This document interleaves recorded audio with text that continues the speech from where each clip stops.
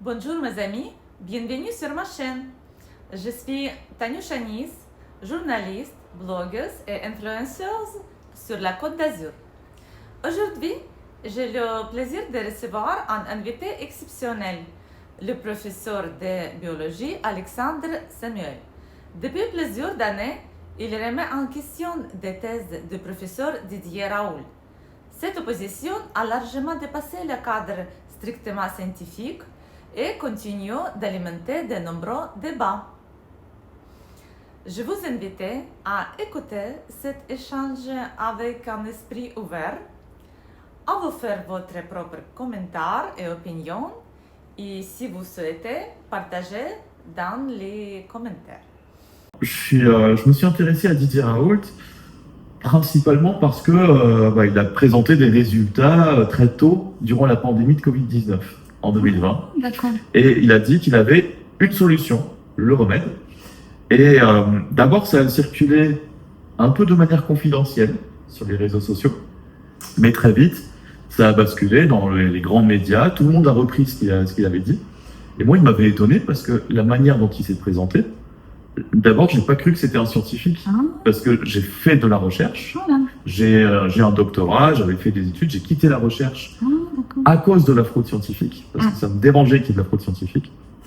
Et en regardant un petit peu la vidéo où il se présente, Ouais. il est en blouse blanche dans un amphithéâtre et il parle à des étudiants comme s'il était en réunion d'équipe. Et ça, c'est quelque chose qui est un peu bizarre pour moi. Parce que moi, j'en ai fait plein des réunions d'équipe. Ouais. Et on n'est pas aussi formel, on fait pas aussi, on met pas la blouse, etc. Parce qu'en fait, en laboratoire, c'est rare qu'on mette vraiment la blouse. On est beaucoup plus en train de travailler sur l'ordinateur, etc. Et surtout dans les meetings, on a le temps de l'enlever, quoi. On sort pas du laboratoire avec la blouse sur le dos. Et donc, c'était un peu une manière de présenter les choses qui était pas du tout habituelle pour des laboratoires de recherche. Alors, d'abord, j'ai cru que c'était pas un chercheur. C'est quelque chose comme un spectacle. Oui, j'ai cru que c'était du spectacle.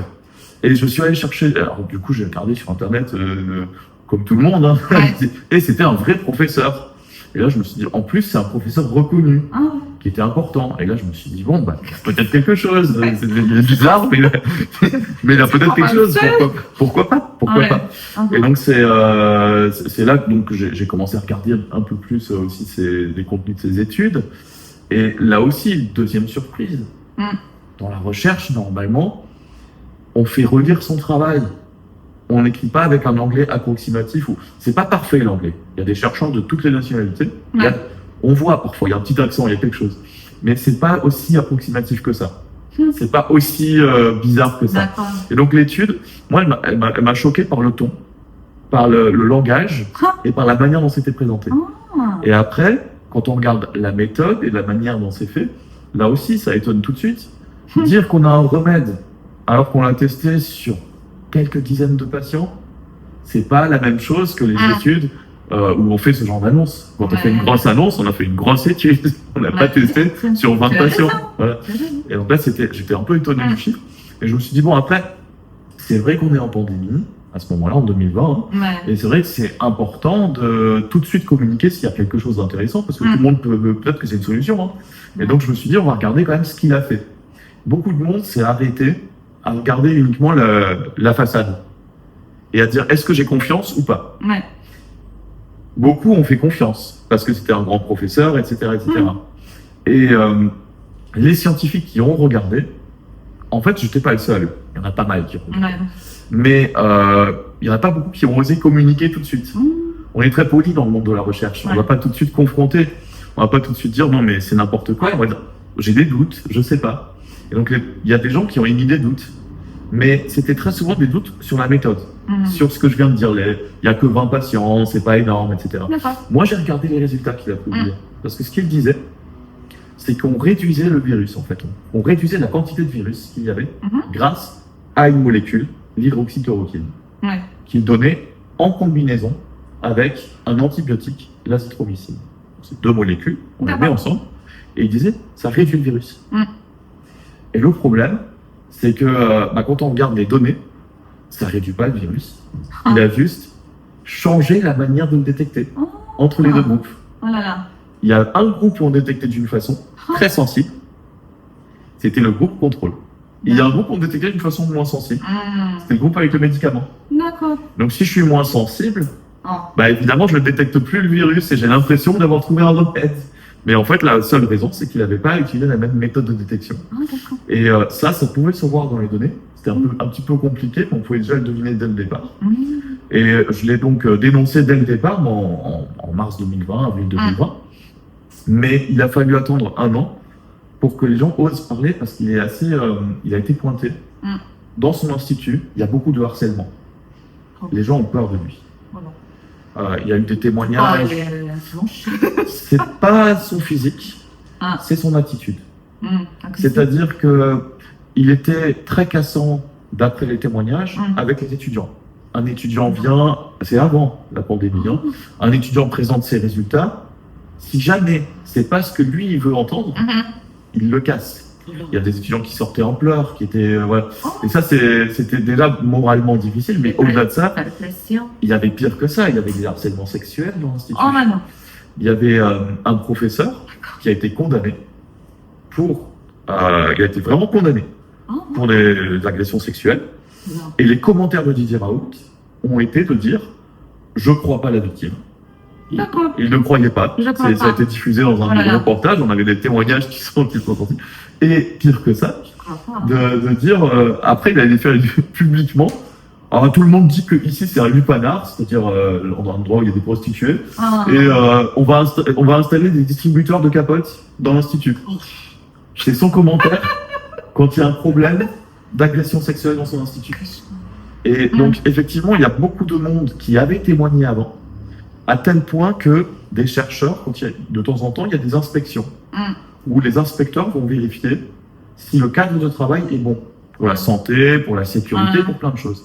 Et là, on s'est rendu compte qu'il y a eu un témoignage de gens qui travaillent à l'institut, qui disaient « On subit du harcèlement, c'est pas un cadre agréable, c'est un cadre très difficile pour nous, c'est un problème. » Et malheureusement, les autorités, alors, en 2018, donc 2 ans avant, ils ont retiré leur tutelle. Il y a eu les instituts de recherche français, le CNRS et l'INSERM, qui ont dit l'IHU, c'est plus labellisé CNRS, c'est plus labellisé INSERM. Donc il y avait déjà des problèmes avant de harcèlement. Mais là, en fait, au-delà de ça, il y avait effectivement des grosses pressions sur les techniciens, les chercheurs. Et donc il a fallu attendre 1 an pour que des techniciens osent parler. Ils ont révélé, ils ont donné des informations à Mediapart, un journal d'investigation, et ils ont dit oui, on a truqué les résultats. Les résultats sont truqués. Et donc ils ont témoigné. Et ça a mis, malgré ça, 5 ans presque pour faire rétracter 5 ans. l'étude. Oh là là. L'étude a été publiée, mais il a fallu 5 ans pour qu'elle soit retirée pour ces problèmes. D'accord. Parce qu'en fait, elle était publiée pas dans n'importe quel journal, dans un journal ami de Didier Raoult en fait. Donc, Didier Raoult a l'habitude de publier, et un des auteurs de l'étude était éditeur du journal. Donc c'est voilà, conflit d'intérêts. Oh là là. Et qu'est-ce qui, selon toi, rend cette affaire dangereuse pour la société et pour la science? Et oui, ça, il y a des 2 aspects. Il y a la science d'un côté, où les gens font confiance normalement un petit peu à la science. Moi, tout le monde fait un peu confiance. Et puis là, quand la science ment, on perd confiance en ce monde scientifique. Donc c'est pas vraiment la science qui a menti, mais c'est un scientifique reconnu qui a présenté des résultats qui ne correspondaient pas à la réalité. D'accord. Et là, malheureusement, il a joué sur la popularité. Il a dit oui, mais moi je suis un grand scientifique. J'ai un look atypique, j'ai les cheveux longs. Moi aussi j'ai les cheveux longs, mais bon. Voilà, on a des looks atypiques. Mais ça marche bien, les looks atypiques. Ça rend pas toujours sympathique, mais parfois. Et donc lui, il a joué un petit peu sur ces choses-là. Et ça lui donnait une image de rebelle. Et toutes les personnes un peu en rébellion par rapport aux autorités, etc., avaient envie, moi aussi, je suis un peu en rébellion par rapport aux autorités. J'ai les cheveux longs. Si j'étais pas scientifique, j'aurais eu envie de suivre Didier Raoult. Heureusement que je suis scientifique et que donc je sais lire la science aussi, parce qu'en fait, le feeling, c'est pas tout, ça fait pas tout. Il y a aussi les faits, la réalité. Et là, malheureusement, dans les faits, il disait pas la vérité, il disait pas les bonnes choses. Et Et donc oui, au feeling, il a réussi à avoir beaucoup de monde qui l'a suivi. Et il avait aussi un réseau politique qui l'a suivi. Et ça, je pense que ça a miné notre rapport à la science. Parce qu'il a présenté la science comme une guerre, comme une bataille d'opinion, comme des clans, comme si celui qui est le plus fort a raison. Il présentait toujours ça comme... Il comparait ça au football toujours. Il faisait toujours des comparaisons avec des matchs de foot, avec des équipes, les fans qui soutiennent, etc. Il voulait faire ça de la science. Alors que la science, elle a toujours voulu... Les scientifiques, quand ils se sont organisés, ont toujours voulu sortir de ce genre de conflit et essayer de se mettre d'accord sur les faits. Donc, c'est un débat scientifique où on va se mettre d'accord sur les faits et on va avoir des académies, des conférences, des congrès scientifiques. On ne va pas demander à la population de donner son avis si elle ne maîtrise pas les fondamentaux. Par contre, une fois qu'on s'est mis d'accord, s'il y a des désaccords, on va les présenter au public. On va dire, on n'est pas sûr sur ça. Il y en a qui pensent ça, il y en a qui pensent ça. Par contre, sur ça, on est sûr, sur ça, on est sûr. Et ce que Raoult a fait, c'est qu'il a pris des données qui étaient fausses et il les a présentées comme des vérités. Et là, la communauté scientifique, elle a dit, non, mais c'est pas vrai ce qu'il dit, il y a un problème, ça va pas. Mais elle a été un peu inaudible et Raoult a présenté ça comme si c'était une guerre entre scientifiques, une bataille d'opinion. Il n'a pas présenté ça comme si c'était comme la science se produit normalement. Donc ça, c'est dangereux pour la science. Pour la société, le deuxième point, ça c'est extrêmement dangereux aussi.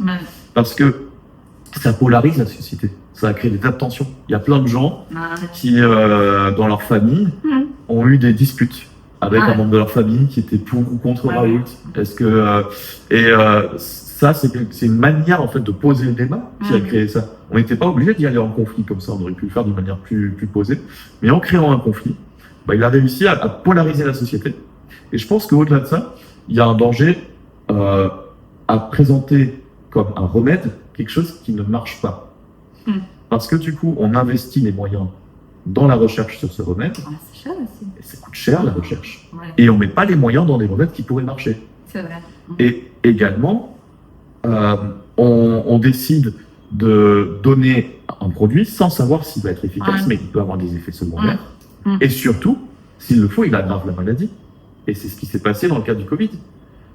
Cette molécule, elle a une action sur le corps. Son action, c'est de bloquer... C'est mon troisième question. Eh oui. Bref, tu as trouvé que son traitement a causé des morts. Alors, on ne peut pas dire telle personne a été tuée par Didier Raoult, a été tuée par le traitement spécifiquement. C'est plus statistiquement qu'on va le voir.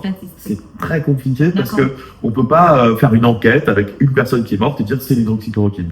En fait, l'hydroxychloroquine, la molécule qui est mise en avant, elle peut causer des morts directement par effet cardiotoxique. C'est très rare. Donc on peut trouver une ou deux personnes, et il y en a, qui sont décédées directement à cause de la combinaison hydroxychloroquine, azithromycine par l'essai cardiaque. Ça, il y en a. Ils ont été documentés et la NSM a commenté dessus. Mais c'est très peu de gens. C'est pas beaucoup de personnes. C'est beaucoup moins que ce qu'il a sans doute causé indirectement. Indirectement, c'est parce qu'en fait, la molécule, elle a une action. Toute molécule a une action dans le corps. Elle fait quelque chose. L'hydroxychloroquine, son action, c'est de bloquer un mécanisme qui s'appelle l'endocytose. C'est un peu technique. C'est en fait un mécanisme qui permet de faire rentrer quelque chose dans la cellule. Donc, un virus, il a besoin de rentrer. Donc, c'est logique de se dire, tiens, ça pourrait être bien. Ça bloque la rentrée du virus. Donc, ce serait efficace. C'est un mécanisme qui paraît efficace. Mais, il n'est pas efficace si on considère que, si on connaît le corps. En fait, pour rentrer dans une cellule, c'est aussi des molécules signales qui en ont besoin, par exemple. Et notre système immunitaire, il envoie des signaux pour fonctionner. Donc, si je bloque l'entrée dans la cellule, je bloque aussi le système immunitaire, en quelque sorte. Je le bloque pas totalement parce que je n'ai pas une dose énorme, et je bloque un peu. Voilà. Et donc, ce qui peut se passer, c'est que tu bloques un peu trop le système immunitaire par rapport à ce que tu bloques du virus. Tu bloques tout. Voilà. Tu bloques tout. Tu réduis un peu l'action du virus, mais tu réduis plus tes défenses. Et donc, en fait, il y avait une raison de penser au départ que, juste en étudiant le mécanisme, cette molécule pourrait aggraver la maladie, causer plus de morts, parce qu'elle bloque un peu nos défenses. L'immunité, Ouais, c'est dangereux. ça bloque un peu l'immunité, bloque. et donc du coup, ça réduit notre efficacité en quelque sorte. Ouais. Ça peut augmenter le nombre de morts. Ah. Et donc, il n'y avait pas de raison de dire que c'était neutre. Il n'y avait pas de raison de dire que ça pouvait juste marcher ou ne rien faire. Ou même après Ouais. quelques années, il peut faire leur effet. On peut avoir des effets secondaires long Secondaires. terme, mais c'est plutôt rare. Hein. Ah, Il faut pas se faire peur non plus sur tout et n'importe quoi. Ouais.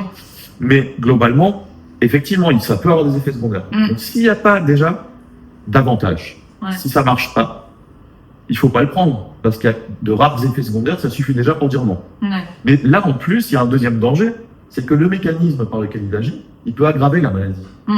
Et il peut rendre le nombre de morts plus élevé que ce Mm. qu'on s'attendait au départ. Et ça, il va falloir attendre des études plus tard, qui vont sortir. Donc qui sont sorties aujourd'hui, hein, qui vont sortir juste plus tard que Raoult. Mm.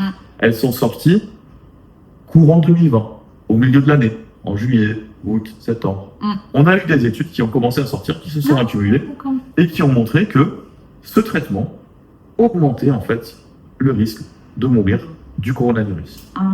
Et donc, on va pas dire il y a spécifiquement telle personne qui est morte, Mm. mais on sait que s'il y a 1000 personnes qui prennent de l'hydroxychloroquine, en temps normal, il y en a 10 qui devraient mourir. Ouais. Avec l'hydroxychloroquine, il y en a 11 qui vont mourir. Donc, il y en a un de plus. Mm. On ne sait pas lequel, c'est statistique, mais globalement, ça augmente le risque de mourir. Ouais, j'ai compris. Voilà. Merci. Et comment s'est passé le procès? Est-ce que tu as ressenti la pression de... Je sais pas... Ouais, à l'extérieur, bah, à l'extérieur? oui, c'était. Intéressant. Hein? En fait, j'ai eu droit à un procès de. Enfin, d'abord à une plainte de la part de Didier Raoult qui m'a attaqué pour diffamation. Ah. Ce qui est assez original, c'est qu'il m'a attaqué pas sur ce que je dis. Mm. Parce que ce que je dis là, je l'ai déjà dit plein de fois. Il m'a pas attaqué sur ça. Il m'a attaqué sur un blog que je tiens, dans lequel j'ai traduit un article d'un chercheur spécialisé dans la fraude scientifique. Mm. Et c'est assez étonnant, je trouve qu'il m'attaque pas sur mes propos, mais uniquement sur les propos que j'ai traduits. Pourquoi je les ai traduits? Parce que je trouvais ça important qu'il y ait que les gens voient, ceux qui parlent français surtout et qui parlent pas bien anglais ou qui n'ont pas accès à ça, voient que à l'international, les scientifiques et surtout ceux qui sont spécialisés dans la fraude scientifique se sont intéressés à Raoult. Et on dit qu'il y avait des problèmes. Que je suis pas moi tout seul, petit chercheur indépendant, mais qu'il y a un grand nombre de scientifiques internationaux Ouais. qui disent aussi qu'il y a un problème avec ces études et qui le confirment. Et donc j'ai traduit un article d'un chercheur donc, qui vit en Allemagne, mais qui est ukrainien, Oh, et qui s'appelle Leonid Schneider, d'accord. et qui a écrit un gros article où il explique différentes choses sur les publications de Didier Raoult. Notamment, il met en avant le fait qu'il y a l'éditeur qui est aussi auteur du papier, par exemple, des choses comme ça. Et donc, tous ces éléments-là, il les dit dans cet article, et moi je me disais, c'est important qu'en France, on sache que des chercheurs étrangers spécialistes de la fraude, comme cet Ukrainien, Ouais. bah, nous le montrent, en parlent. Et donc, je l'ai montré. Ouais. Et c'était... il m'a attaqué sur ça en justice. Et là où c'est particulier, c'est que il n'a pas... quand on porte plainte pour diffamation, il faut payer une consignation, Ouais. au cas où la plainte soit abusive, ou pour qu'il y ait des frais qui soient Ah. couverts. Et il ne l'a pas payé à temps. Donc, Oh. normalement, la consignation n'est pas payée à temps, la plainte devrait sauter.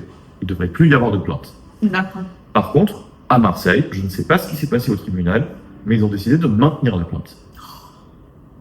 Et donc, ma défense a été de dire d'abord qu'il y avait ce problème de consignation pas payée, donc que la plainte n'est pas valide, et dans un deuxième temps, si jamais ils décident quand même d'aller au bout, que j'avais des arguments de fond. Que je Ouais. pouvais dire, ce qui est dit dans ce blog, c'est la vérité. Ouais. C'est pas des mensonges, c'est pas de la diffamation, D'accord. c'est ce qui s'est passé. Mm. Et le problème, c'est que ça s'est fait en plusieurs temps parce qu'il y a eu plusieurs plaignants.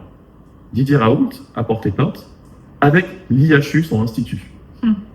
Et il a fait voter en conseil d'administration de l'IHU que ce soit l'IHU qui paye les plaintes. Donc c'est pas à lui de payer.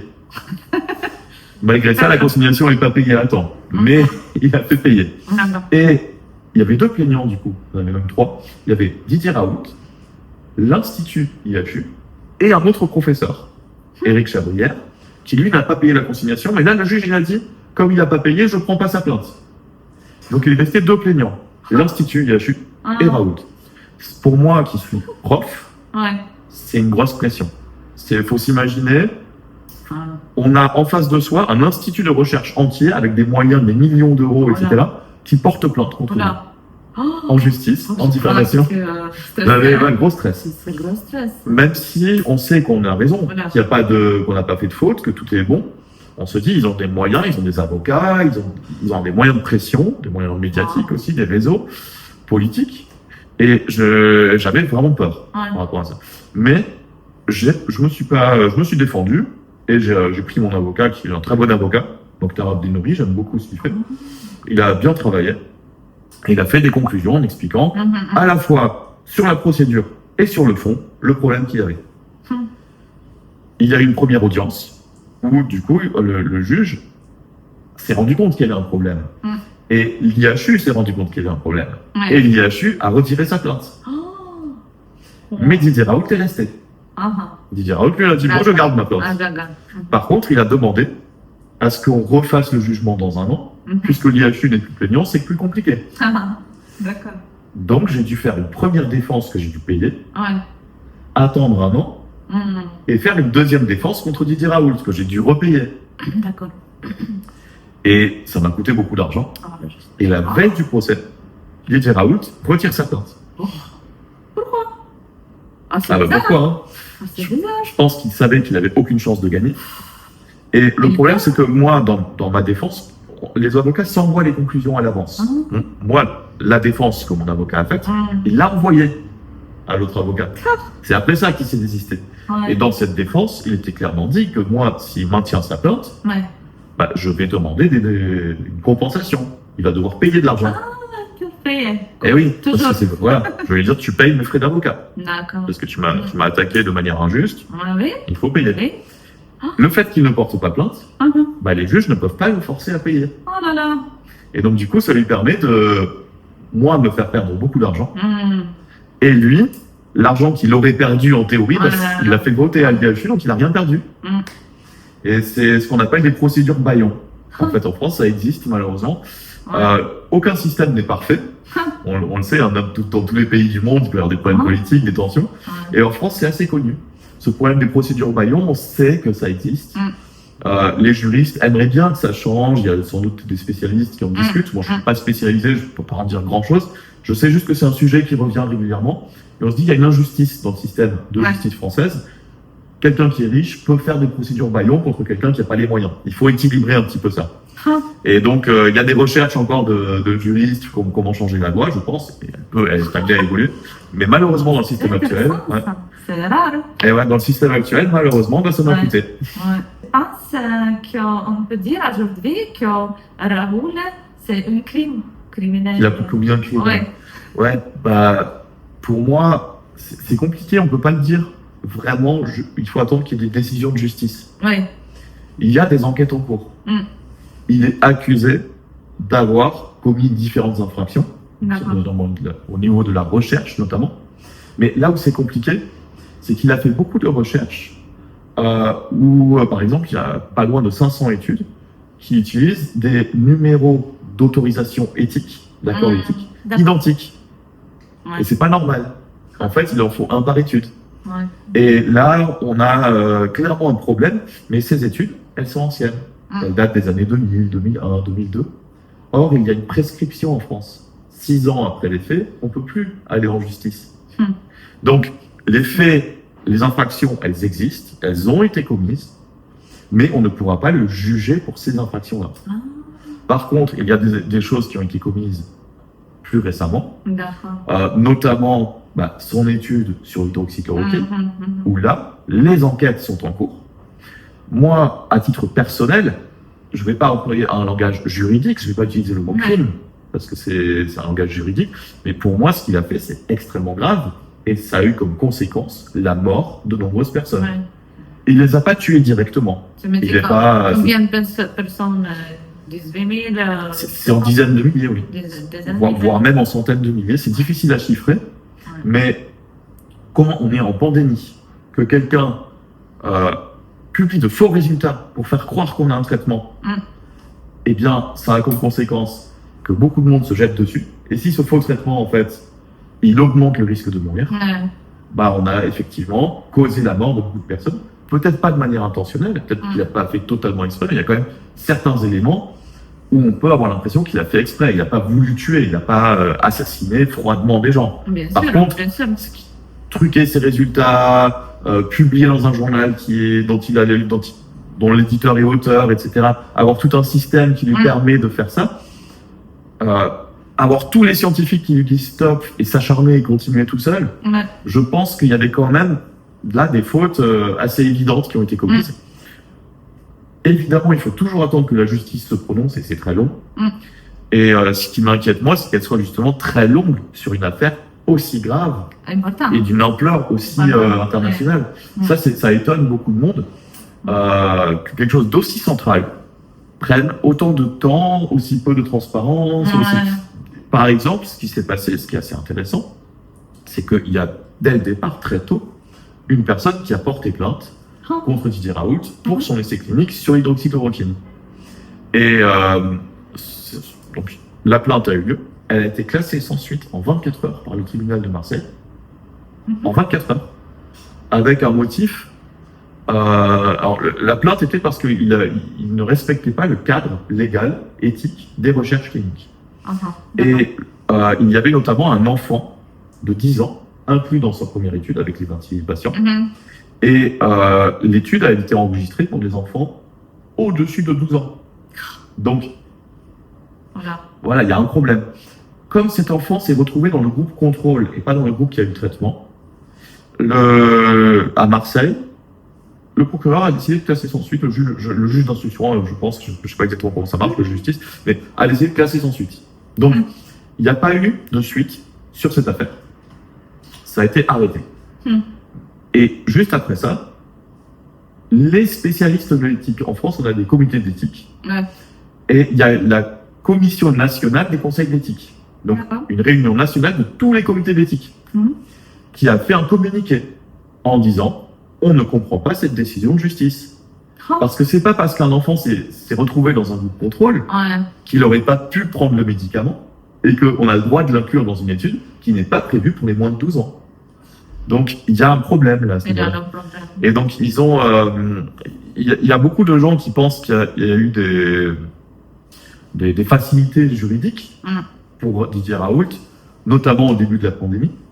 Et c'est allé aussi loin qu'une journaliste très connue en France, enquêtrice, Anne Jouan, qui a été très importante dans une affaire, un scandale sanitaire qui était le scandale du Mediator, une journaliste d'investigation vraiment très très bien, a publié un livre dans lequel elle a réussi à avoir l'interview de présidents des agences de santé, de la NSM, et de personnalités qui sont dans la direction de la NSM. Et eux ont dit que l'Élysée, donc l'Élysée c'est la présidence, a freiné les enquêtes sur Raoult durant l'année 2021, enfin 2020-2021. Donc il y a effectivement un problème qui peut impliquer un scandale national et ça mériterait beaucoup plus de transparence, des enquêtes beaucoup plus fortes, des moyens beaucoup plus forts, une célérité de la justice beaucoup plus forte. Et malheureusement, j'ai pas l'impression que ce soit le cas. D'accord. Voilà. Merci. Et merci beaucoup, mes amis, d'avoir regardé cette interview. J'espère qu'elle vous a donné envie d'en savoir plus et qu'elle a suscité beaucoup de questions. La deuxième partie arrive très bientôt. Abonnez-vous à la chaîne et laissez vos commentaires. Je serai ravie de vous lire. À bientôt.